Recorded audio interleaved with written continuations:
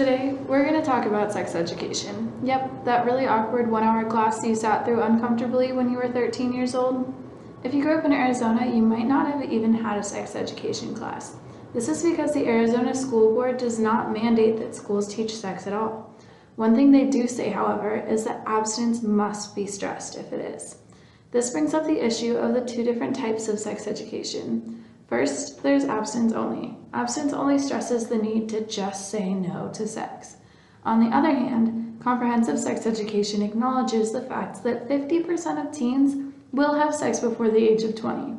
A comprehensive sex education program focuses on a broad range of topics, including, of course, contraception and safe sex. But it goes far beyond this to address topics such as consent, healthy relationships, and self-respect. Supporters of abstinence-only sex education claim that teaching kids strictly to just say no to sex will protect them from the unintended pregnancy and sexually transmitted diseases accompanied with underage sex. After all, abstinence is the only 100% effective way of avoiding negative consequences of sex. Supporters of a comprehensive sex education program acknowledge this fact and thus emphasize that staying abstinent is a smart and healthy decision. However, groups like the Sexuality Information and Education Council of the United States argue that teaching teens to just say no ignores the teens that might say yes. Notably, asking teens to wait until marriage used to be a way more practical tactic 50 years ago, when the average age of marriage was 19. Now, the average age to tie the knot is 25.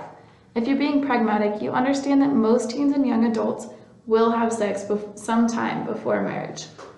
Thus, supporters of comprehensive sex education emphasize the need to teach teens how to protect themselves from sexually transmitted diseases and pregnancy. But more importantly, they stress the need to educate teens about healthy relationships. If we simply preach the message of say no, say no, say no, we fail to teach students how to respect themselves and their partners. A comprehensive sex education program focuses on what it means to ask for consent and what it means to give it. With sexual assault on the rise on college campuses, we need to teach teens what is appropriate and what is clearly not.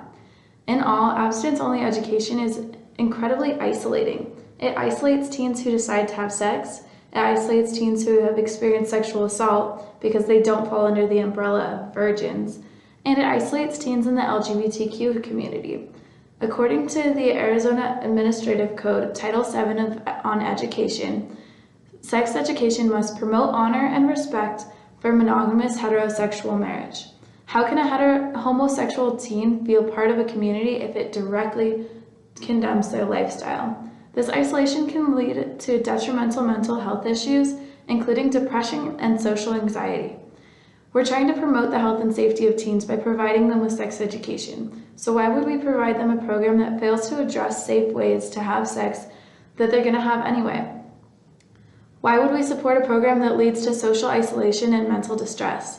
We need to lobby our Arizona legislators to pass a law that will universally mandate a program that stresses the benefits of abstinence, but still provides teens with the information they need to have healthy relationships that do not result in STDs, pregnancy, and emotional abuse.